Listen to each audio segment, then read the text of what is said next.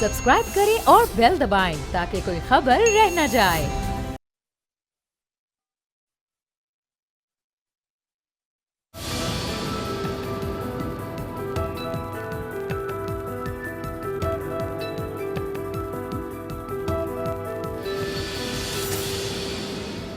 अस्सलाम वालेकुम, आप देख रहे हैं प्रोग्राम तब्दीली। मैं हूं अरबाब जहांगीर। नाज़रीन, साबिक वज़ीर ख़जाना इसहाक डार ने गुज़िश्ता रोज़ एक ऐसा बयान दिया जिसने आज तमाम ही दिन तवज्जो अपनी जानिब मबज़ूल कराई रखी। इसहाक डार ने कहा कि मुल्क की जो माशी सूरत हाल है वो इतनी बदहाल हो चुकी है कि वो तैयार हैं कि अगर उनको कॉन्ट्रैक्ट पर इस वक्त वज़ारत ख़जाना का चार्ज दे दिया जाए, मईशत की बहाली का टास्क दे दिया जाए, तो वो डॉलर को 120 पर ला सकते हैं और पाकिस्तान की माशी सूरत हाल को बहुत बेहतर कर सकते हैं। उसका रिएक्शन आज तमाम दिन आता रहा हुकूमती वज़रा की जानिब से, काबीना के अरकान की जानिब से, वज़ीर मुमलिकत बराए रेवेन्यू हम्माद अज़हर की जानिब से भी शदीद तनकीद का निशाना इसहाक डार को बनाया गया, जबकि साथ ही साथ तर्जुमान वज़ीर आला पंजाब डॉक्टर शहबाज गिल की जानिब से भी इसहाक डार पर तनकीद के निश्तर बरसाए गए कि आज पाकिस्तान की जो मुआशी बदहाली है उसके असल जिम्मेदार इसहाक डार ही हैं और एक इश्तिहारी और एक मफरूर मुलजिम जो अदालत से इश्तिहारी करार पा चुका हो वो किस तरह से ऐसी बात कर सकता है और उसको किस तरह से मुल्क की मईशत कॉन्ट्रैक्ट पर दी जा सकती है। इसी तमाम मामले पर हम बात करेंगे। आज इसी सिलसिले में एक करारदाद भी पंजाब असेंबली में जमा कराई गई है नून लीग की जानिब से।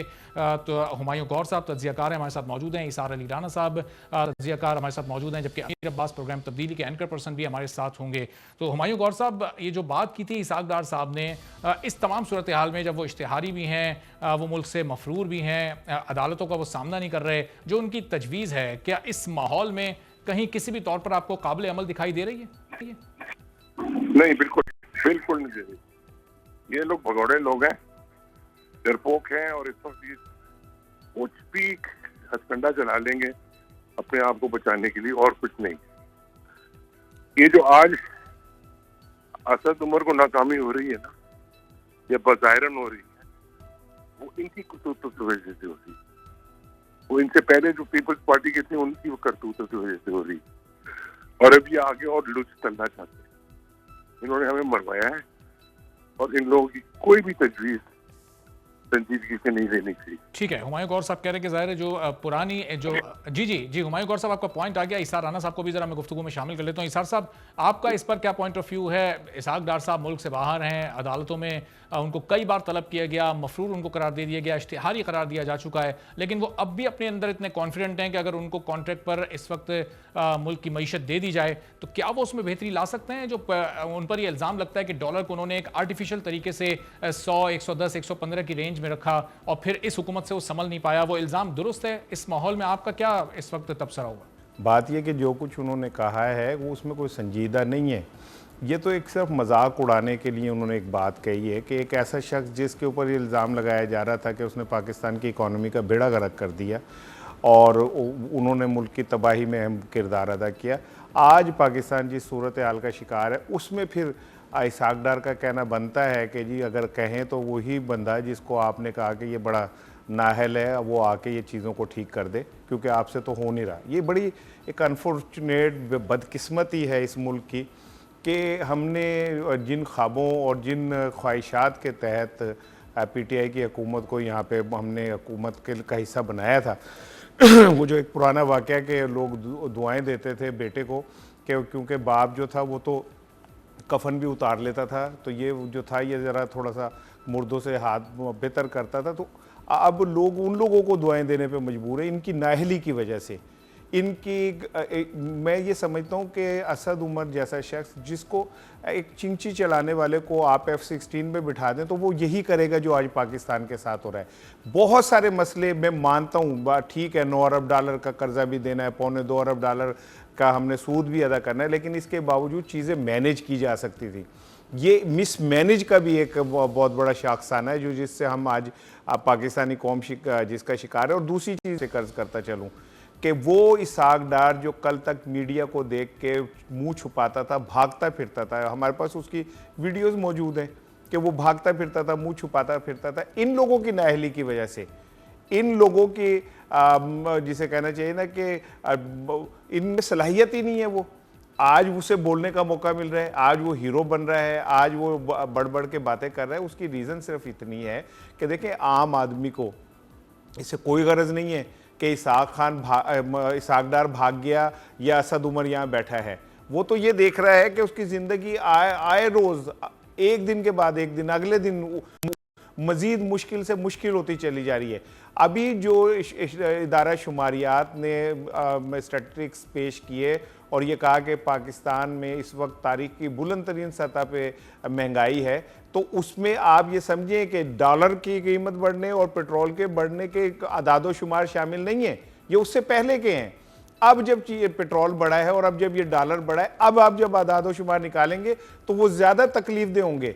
और उसके बाद आप ये देखें कि अब आगे से अप्रैल के एंड पे रमज़ान शुरू हो जाएंगे, मज़ीद महंगाई बढ़ेगी और उसके बाद फिर आ जाएगा बजट और उसके बाद फिर मज़ीद महंगाई बढ़ेगी। इसका मतलब सिर्फ ये है कि पाकिस्तानी अवाम, वो ठीक कह रहे हैं ना इसहाक डार, उसने जैसे भी किया, अवाम को इससे कोई मतलब नहीं है कि आपने मसनूई तौर पे किया या किस तरह किया। अवाम को इससे मतलब है कि वो भूखे तो नहीं मर रहे थे ना।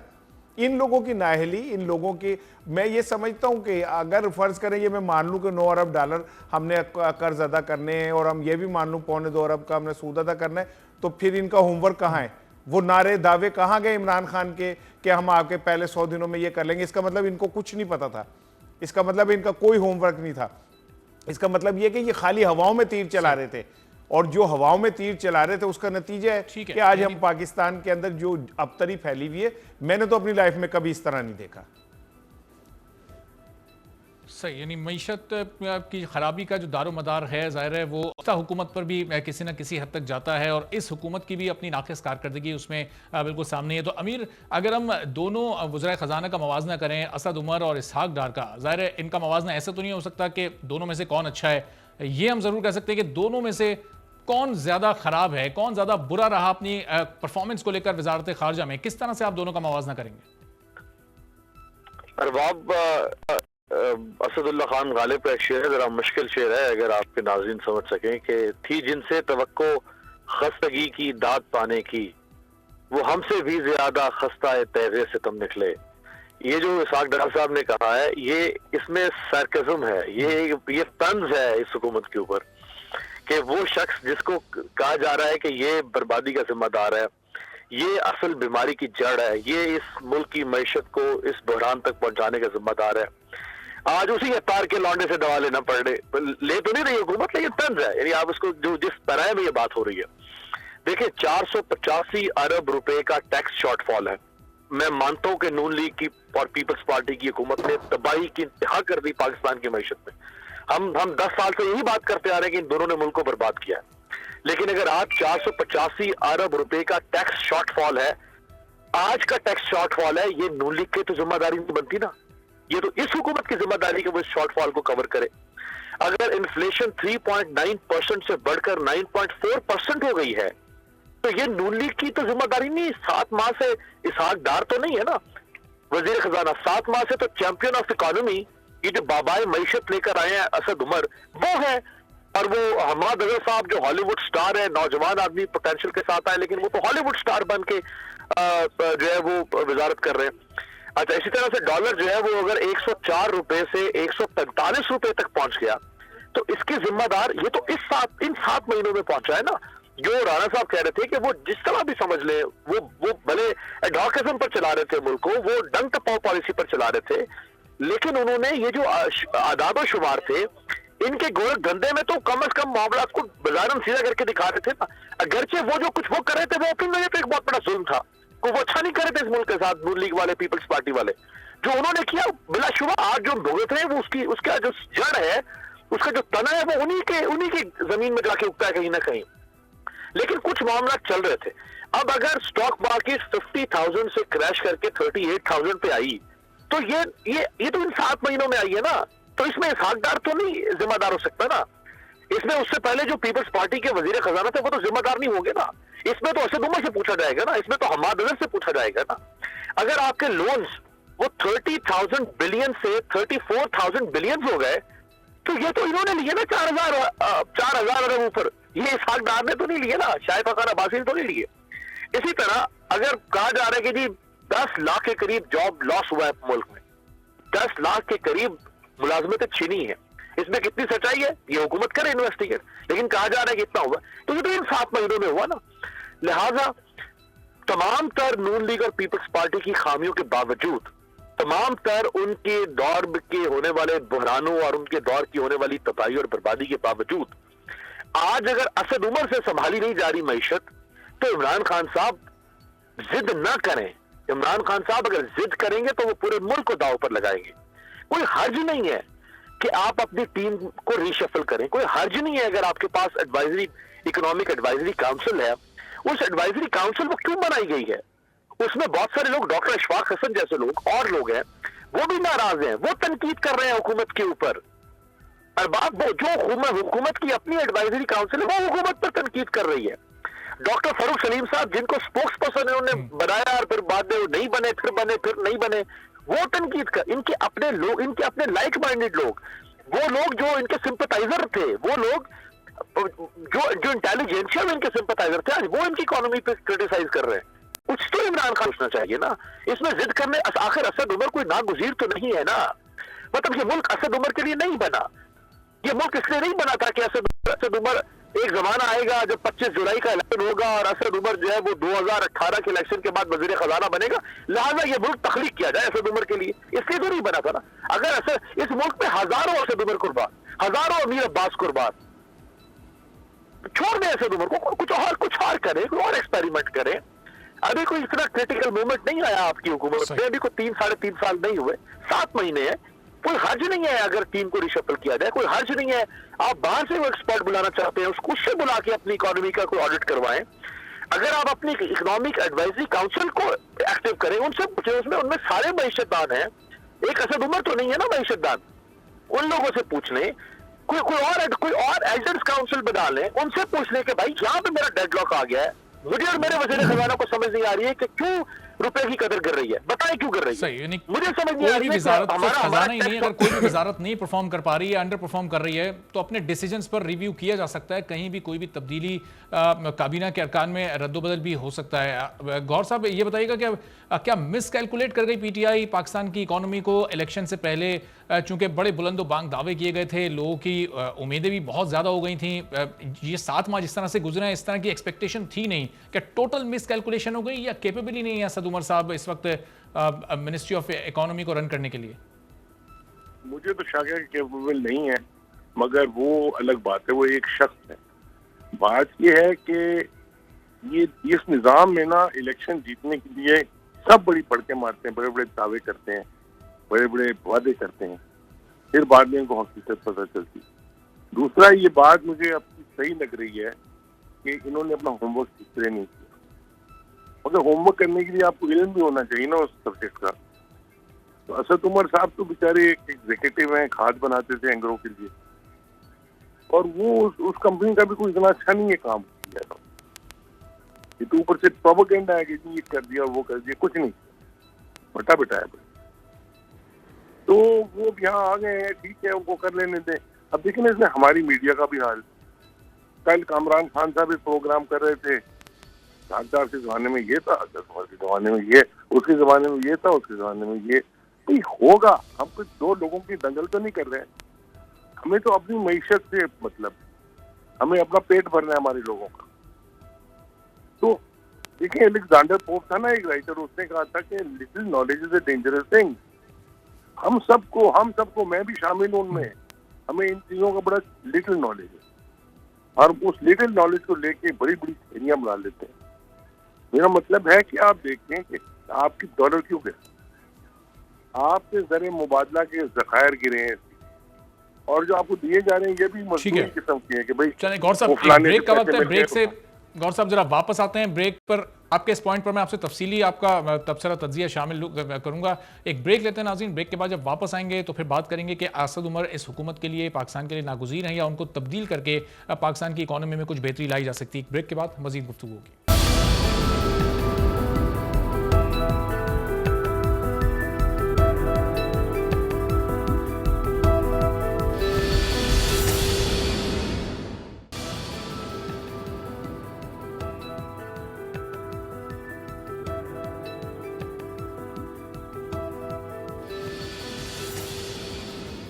प्रोग्राम में एक बार फिर आपको खुशामदीद कहते हैं। और ब्रेक से पहले पाकिस्तान की माशी बदहाली की बात हो रही थी। साबिक वज़ीर ख़जाना इसहाक डार की जानिब से गुज़िश्ता रोज़ कहा गया कि अगर पाकिस्तान की मईशत उन्हें कॉन्ट्रैक्ट पर दे दी जाए तो वो बहुत बेहतर सूरत हाल में इसको ला सकते हैं। तो इसार राना साहब, असद उमर साहब की गुफ्तगू के बारे में चल रही थी कि अगर उनको तब्दील कर दिया है, खान साहब ने आपको याद होगा कि इब्तिदा में ये भी कहा था कि वो हर 3 महीने में तमाम वज़रा की परफॉर्मेंस को खुद मॉनिटर करेंगे और इसमें रद्दोबदल भी की जा सकती है। तो अब तक की जो मिनिस्ट्री ऑफ जो ख़जाने की मिनिस्ट्री है उसकी जो परफॉर्मेंस है, अब तक की कारकर्दगी खान साहब के सामने क्या उनको कोई डिसीजन लेने के काबिल नहीं बना सकी कि अब तक तो तब्दील हो जाना चाहिए था वज़ीर ख़जाना को? देखें, पीटीआई की हुकूमत आने के बाद जिसने सबसे ज़्यादा मायूस किया कौम को वो ख़ुद इमरान खान साहब हैं। इमरान खान साहब, मुझे ऐसा लगता है कि अपने अना के चक्कर में पड़ गए हैं और चूँकि वो एक ख़ासे अना परस्त आदमी हैं तो पंजाब में उन्होंने बुज़दार की शक्ल में और विफाक में उन्होंने असद उमर की शक्ल में अपनी अनाओं के बुत खड़े किए हुए। अदरवाइज़ होना तो ये चाहिए था कि जिस बुरी परफॉर्मेंस से इन दो लोगों ने कौम को मायूस किया है, इन्हें तो फौरी तौर पे तब्दील कर देना चाहिए था। दूसरी बात ये कि देखें, असद उमर के तब्दील करने से भी शायद फ़र्क ना पड़े, फ़र्क पड़ेगा माइंड सेट तब्दील करने से। जो मौजूदा हुकूमत है ये अभी तक उस माइंड सेट में नहीं गई जहाँ पे जाके लोगों को कंफर्ट फराहम करने का सोचा जाता है। ये अभी तक उसी माइंड सेट में है जिसके अंदर इल्ज़ाम तराशियाँ, ये चोर हैं, ये फ्रॉड ये हैं, ये यूँ हैं, हम यूँ कर देंगे, हम यूँ कर देंगे। इन्हें अब इस बात को समझना होगा कि अब ये इन्हें डिलीवर करना है। अब ख़त्म हो गया वो दौर, वो जो उनका दौर था जिसमें वो नारे लगाते थे, बड़के मारते थे। फिर देखें नैब नैब ने जहाँ पे ये काम किया कि जी बड़े बड़े लोगों को पकड़ा, वहाँ पे एक खौफ की फ़िज़ा क्रिएट की ब्यूरोक्रेट्स के अंदर, सरमायादारों के अंदर। ब्यूरोक्रेट्स ने काम करने बंद कर दिए। वो किसी नए, कौन सा नया प्रोजेक्ट बन रहा है, किस नए प्रोजेक्ट पे काम हो रहा है, कौन से ऐसे प्रोजेक्ट हैं जिन पे जो पहले के थे जिनको कंटिन्यू किया जा रहा है, कौन से सरमायादार हैं जो इन्वेस्टमेंट कर रहे हैं। सब डर गए, सब पीछे हो गए कि हम ऐसा करेंगे तो हमारी पकड़ हो जाएगी। आप कभी ब्यूरोक्रेसी को ज़रा टच करके देखें, वो कहते हैं कि हम क्यों करें जी, बाद में हमारे जो गिरेबान पे को पकड़ा जाएगा और हमें जो जेलों में भुगतना पड़ेगा या हमें जलील होना पड़ेगा, हथकड़ियाँ लगवा के हमें जलील किया जाएगा। और ऐसे ही इन्वेस्टर जो हैं, जो सरमायादार हैं, उन्होंने हाथ खींच लिया। तीसरी बात ये हुई, ये चले हो जाता ऐसा, अच्छी बात ही होता, लेकिन बदकिस्मती से हमने जिन लोगों को भी पकड़ा उनको हाथ जोड़ के, कान अपने पकड़ के, माफ़ी मांग के घर तक छोड़ के आए। वो चाहे नवाज शरीफ हो, शहबाज शरीफ हो, वो चाहे डॉक्टर आसिम हो, चाहे वो कराची के मेमन हो, चाहे वो मॉडल हो, कोई भी ले लें आप, जस्ट नेम द पर्सन। क्या आपने उनके ऊपर अरबों खरबों रुपए खर्चे वकीलों को दिए, तहकीकाती इदारों को दिए, और रिजल्ट क्या निकला? नवाज शरीफ साहब को हार फूल पहना के ढोल ताशे के साथ उनके घर छोड़ के आना पड़ा। इसी तरह अयान अली को, वो तो चली गई बाहर, अब उसका कोई क्या बिगाड़ सकता है। शर्जील मेमन का वाकया, बड़ा शोर मचाया जी, कश्तियों में से पैसे मिले, घरों में से पैसे नहीं मिले, क्या बना उसका? कुछ नहीं। तो जब मुआशरे के अंदर ये एक यकीन पैदा हो जाए कि इस मुआशरे के अंदर किसी को काम नहीं करने दिया जाएगा, हमारे निजाम की खराबी है ना, सूरत हाल है जिसका हम शिकार हैं। रिफॉर्म्स लाने के लिए तो इस सिस्टम में रिफॉर्म्स फौरी तौर पर तो नहीं लाई जा सकती ज़ाहिर है, हुकूमत को इसके लिए तो थोड़ा टाइम दरकार होगा। अब आप तीनों मेहमानों की इजाजत से मतलब थोड़ा मौजू को बदलना चाह रहा हूं। मुझे मैं सिर्फ एक जुमला कहूंगा। आज चूंकि गरीब खुदा बख्श में भी पीपल्स पार्टी ने जुल्फिकार अली भुट्टो की 40वीं बरसी की तकरीब सजाई, वहां पर बिलावल भुट्टो ने खिताब भी किया और वही रिवायती उन्होंने तकरीर की जिस तरह हमेशा जुल्फिकार अली भुट्टो की बरसी के मौके पर दिखाई देता है कि पाकिस्तान को आइन देने वाले को कत्ल कर दिया गया, उस कत्ल का इंसाफ अब तक नहीं मिला। बिलावल सवालात तो कर रहे थे, किससे वो सवालात कर रहे थे? चूंकि 2 से 3 बार उनकी अपनी पार्टी की हुकूमत आ चुकी है, तमाम मामलात उन्होंने उस वक्त अपने दौरे हुकूमत में क्यों नहीं उनके वालिद साहब ने, उनकी वालदा साहिबा ने हल करवाए। तो अमीर, आज जो बिलावल भुट्टो ने अभी तकरीर की अब से कुछ देर पहले, पीपल्स पार्टी आज की और पीपल्स पार्टी वो जो कि जुल्फिकार अली भुट्टो ने तश्कील दी थी, कितना फर्क है दोनों पार्टीज में, दोनों के नजरिए में, दोनों के तर्ज सियासत में? इतना फर्क है कि अगर आप चिंटी के मुंह पे हाथी की सूंड लगा दें या हाथी के जिस्म के ऊपर उसकी नाक काट के आप चूंटी का कोई उसके जिस्म का जुज्व लगा दें या उज्व लगा दें, तो वो क्या बनेगा? आप क्या कहेंगे उसको? कोई दूर दूर से कोई ताल्लुक ही नहीं है आज की पीपल्स पार्टी का भुट्टो साहब की पीपल्स पार्टी के साथ, कोई दूर दूर से ताल्लुक ही नहीं है। अच्छा, भुट्टो साहब भी जो है वो हमारी तरह एक गुनहगार इंसान थे, उनसे बहुत सारी सियासी गलतियां हुई। ठीक है, भुट्टो साहब क्योंकि पाकिस्तान का पहला जनरल इलेक्शन था, पाकिस्तान में पॉलिटिकल सफोकेशन थी एक, इंडिया में जनरल इलेक्शन 1950-51 में हो चुका था, पाकिस्तान में हुआ 70-71 में जाके, पाकिस्तान बनने के 23 साल के बाद इलेक्शन हो रहा था, एक नई सियासी जमात बन के सामने आई थी, उस सियासी जमात ने और वो पहला इलेक्शन था और उस एनवायरनमेंट के अंदर उन्होंने फिर बहुत पॉपुलर स्लोगन लगाए, वो लोगों को अपील कर गए। और इसमें कोई शक नहीं कि भुट्टो साहब की पर्सनैलिटी में भी एक कैरिज्मा था, बोलते थे, बड़ी अच्छी तकरीर करते थे, ऑक्सफोर्ड से पढ़े हुए थे, अंग्रेजी भी बड़ी जबरदस्त बोलते थे, और उनको पब्लिक को कंट्रोल करना भी आती, ये सारी खूबियां थी। इसकी वजह से भुट्टो साहब जो है वो उनकी भुट्टो साहब की जय होगी, भुट्टो साहब छा गए। लेकिन भुट्टो साहब को मुझे समझ नहीं आ रही है कि अब 50 साल से ज्यादा हो गया है इस वाक़े को।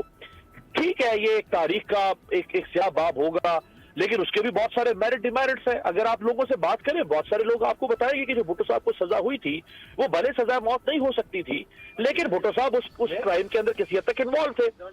भुट्टो साहब ने वो एफएसएफ के जरिए से ये काम करवाया था। भुट्टो साहब ने इन कॉन्ट्रोवर्सीज में फिर लोग फिर पूछेंगे, लोग जब आप बार बार भुट्टो साहब की शहादत को इस्तेमाल करेंगे सियासत में, फिर लोगों को भी हक हासिल होना चाहिए, फिर लोगों को भी बोलना चाहिए कि जी वो भुट्टो साहब ने जो कुछ किया था उसमें ठीक है, वो 109 के तहत उनको शायद सजा मौत ना होती, लेकिन खुद एफएसएफ का जो सरबराह था, ये मेरा ख्याल हुमायूं गौहर साहब और राणा साहब मौजूद है, ये बहुत तारीख के जो है वो बहुत बेहतर जानते हैं, मुझसे ज्यादा बेहतर जानते हैं। उसने खुद जो है मुख्तार मसूद या क्या उसका नाम था, उसने खुद कहा था कि जी ये मुझे वो वादा माफ करवा पड़ा था। उस केस के भी बहुत सारे मेरिट्स हैं, ये हो सकता है कि गलत सजा हो, मत इस्तेमाल करें भुट्टो साहब की। सवाल ये आपसे हो रहा है कि आपने डिलीवर क्या किया। देखिए, जॉन एफ कैनेडी को नहीं मारा गया, उसका कैनेडी का खानदान जो है वो वहां पे उसकी शहादत को लेकर वहां पे सियासत कर रहा है। कहाँ है कैनेडी का खानदान? पूछिए आज, इतनी बड़ी सुपर पावर वो रियासत है, कहाँ है कैनेडी का खानदान? ये फेडरल कास्ट्रो मारा, क्यूबा का दुनिया का बहुत बड़ा इनकलाबी रहनुमा, क्यूबा का वो इतना बड़ा इनकलाबी रहनुमा, उसको लिख कर देके गया, उसने अपनी वसीयत लिखी कि मेरे मरने के बाद क्यूबा की किसी सड़क, किसी पार्क, किसी इमारत का नाम मेरे नाम पर न रखा जाए। मैं आया, मैंने काम किया, मैं चला गया, और लोग आएंगे मेरी जगह संभाले। अजीब तमाशा है, माजरत के साथ अजीब मजाक है कि शख्सियत परस्ती और बुत परस्ती की इंतहा हो रही है इस मुल्क के अंदर, वो किसी भी जमात के अंदर ले लें। और ये पीपल्स पार्टी में तो माजरत के साथ भाई लाख सलाम करते हैं, लाख कुर्बानियां दी होगी आपकी क़यादत पे। अब उसको क्या जला बख्शे? हम चाहते क्या है आप इस मुल्क के साथ? क्या चाहते हैं? ये मुल्क रजिस्ट्री करवा दें भुट्टो साहब के नाम पे, इस मुल्क का नाम पाकिस्तान का नाम तब्दील कर दें, इस्लामिक रिपब्लिक पाकिस्तान। जुल्फ़िकार ये भी वो जिस तरह बेनज़ीराबाद रखा नवाब शाह का नाम इन्होंने, अब इस पाकिस्तान का नाम भी तब्दील कर दें क्या? बेनज़ीराबाद रख दें, भुट्टोस्तान रख दें, क्या नाम रखें? आते बार बार आपको इक़्तिदार मिला, 98 में आपको 88 में इक़्तिदार आपको मिला, फिर 93 में आपको इक़्तिदार मिला, फिर 2008 में आपको इक़्तिदार मिला। गुज़िश्ता 11 साल से सिंध में आपकी हुकूमत है, आप लॉन्गेस्ट सर्विंग हुकूमत है किसी भी जमात की एक सूबे के अंदर पाकिस्तान में। उससे पहले सिंध में बार बार आपकी हुकूमत आती रही सूबाई। भाई आप और क्या चाहते हैं?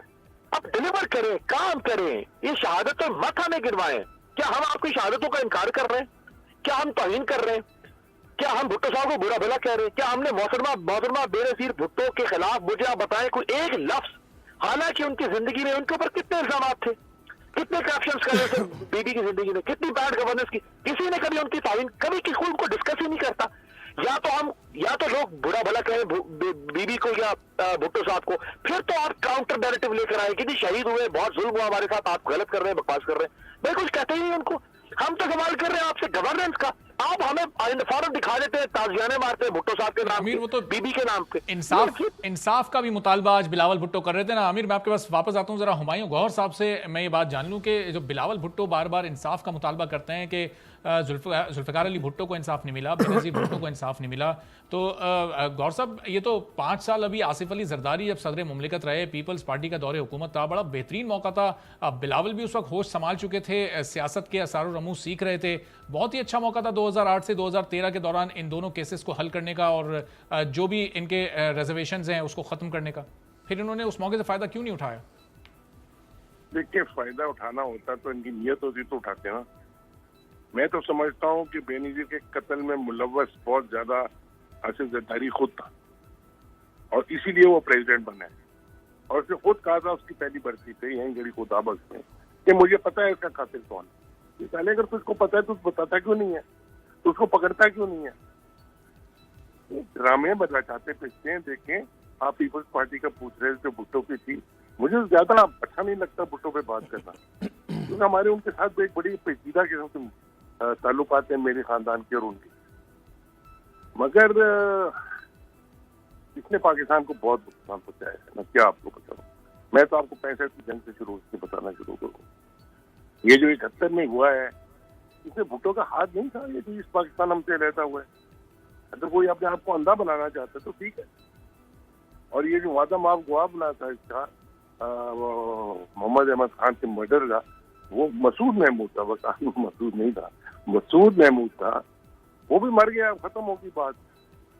ये मतलब है कि ये इतना गंदा दौर था पाकिस्तान के, इसने हमारी मईशत को जान से मार दी। एक दस्तखत से सारे बैंकों को इसने कर लिया नेशनलाइज, इंश्योरेंस कंपनी को कर लिया, आपकी मईशत खत्म हो गई थी उसके।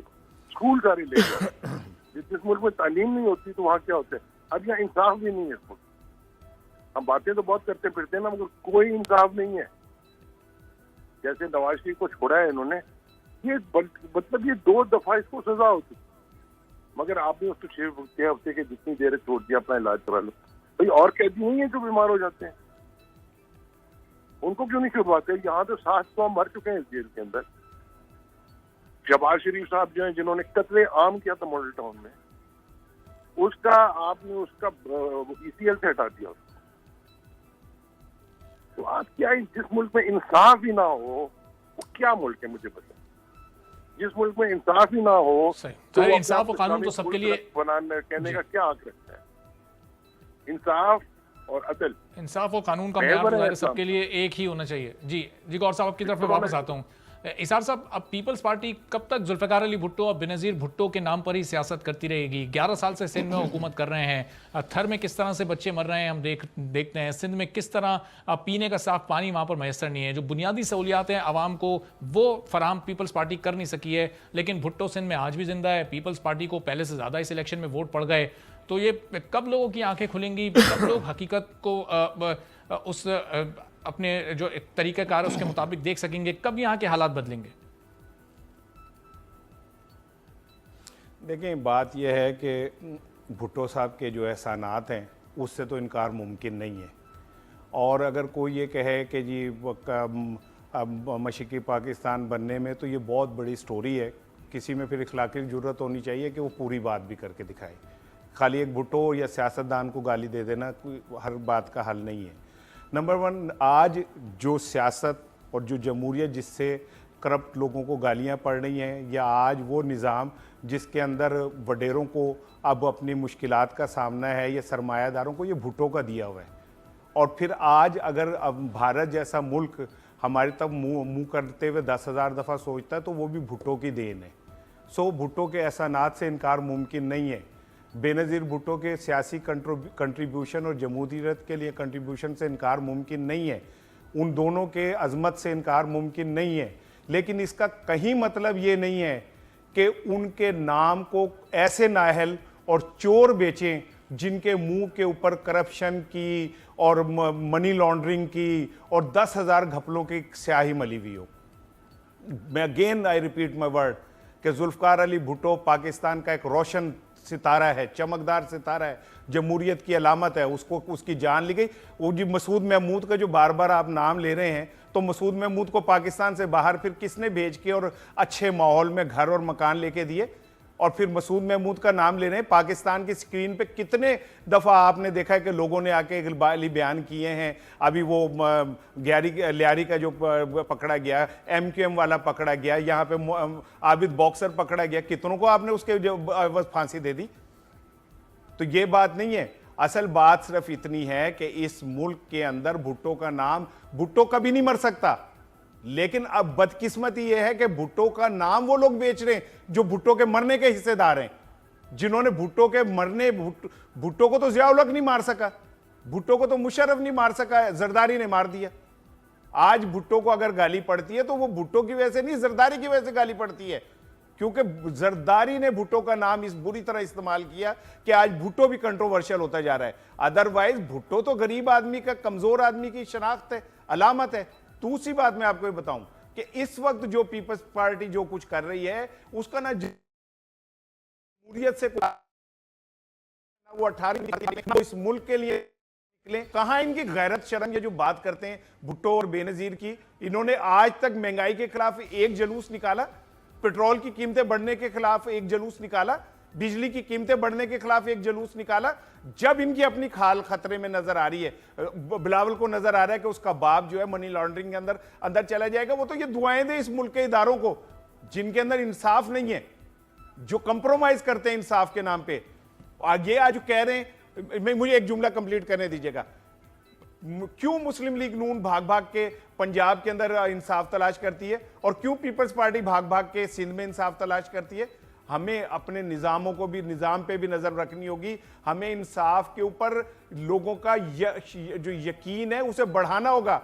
खत्म हो गया हुआ है, वो ये समझते हैं कि गरीब कमज़ोर के लिए इंसाफ है, वो ये समझते हैं कि मैं अगर आज बिजली में कोई मीटर में आगे पीछे कर दूंगा तो मुझे गिरफ्तार करके, सिंध के अंदर 9 साल के बच्चे को आप नकल मारने के ऊपर हथकड़ी लगा के तो ले जा सकते हैं, लेकिन आपकी मजाल नहीं है कि आप अयान को ज्यादा देर इस मुल्क के अंदर डिटेन कर सकें। आपकी जुर्रत नहीं है कि जिसको सुप्रीम कोर्ट ने कह दिया हो कि ये चोर भी है और ये खयानत भी नहीं करता, ये खयानतदार है, उसको आप जनाब अली ढोलता है। ये जो वो बीमार है उसका इलाज होना है, तो जो जेलों के अंदर 40 लाख लोग भूखे मर रहे हैं, इलाज के लिए गल रहे हैं, सड़ रहे हैं, वो पाकिस्तान का हिस्सा नहीं है क्या? हमारा आइन सिर्फ इनको प्रोटेक्ट करता है, या वो बिलावल को प्रोटेक्ट करता है, या जरदारी को प्रोटेक्ट करता है, जिन्होंने इस मुल्क की जड़ों को अपनी गलत पॉलिसीज की वजह से इजारे साहब जो पीपल्स पार्टी है वो अब सिर्फ सिंध तक ही महदूद रह गई है। क्या पीपल्स पार्टी ने क्या सोच लिया है कि अब सिर्फ सिंध में ही सियासत करनी है, नेशनल लेवल पर दोबारा उभर कर आना ही नहीं है? चूंकि हम देख रहे हैं कि इनकी जो सियासत का महवर है, ट्रेन मार्च हुआ वो भी सिंध में हुआ,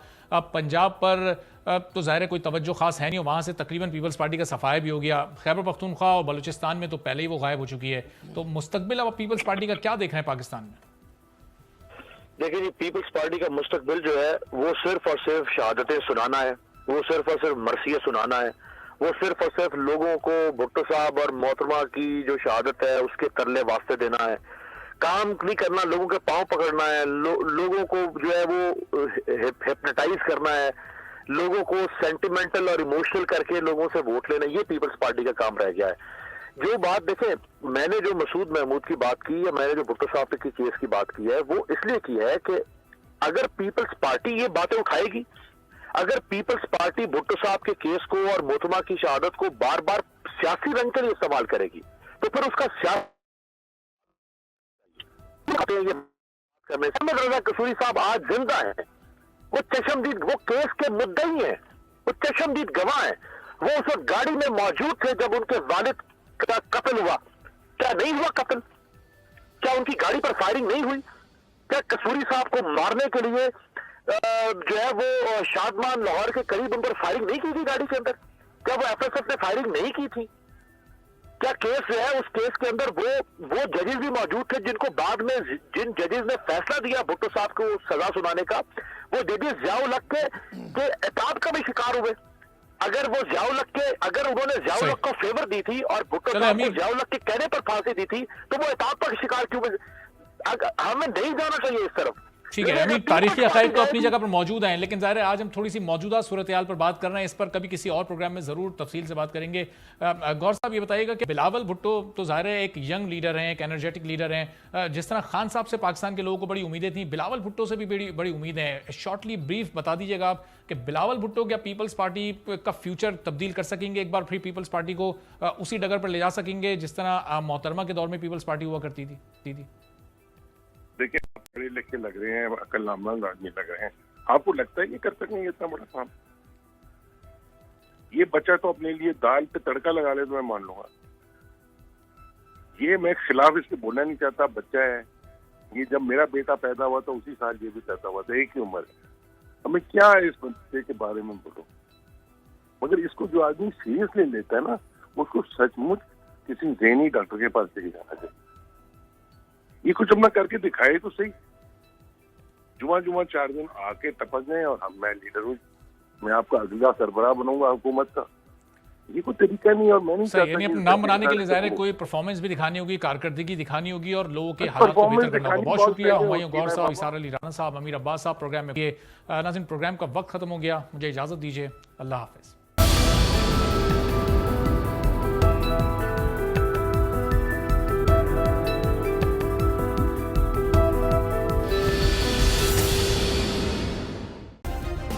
सब्सक्राइब करें और बेल दबाएं ताकि कोई खबर रह न जाए।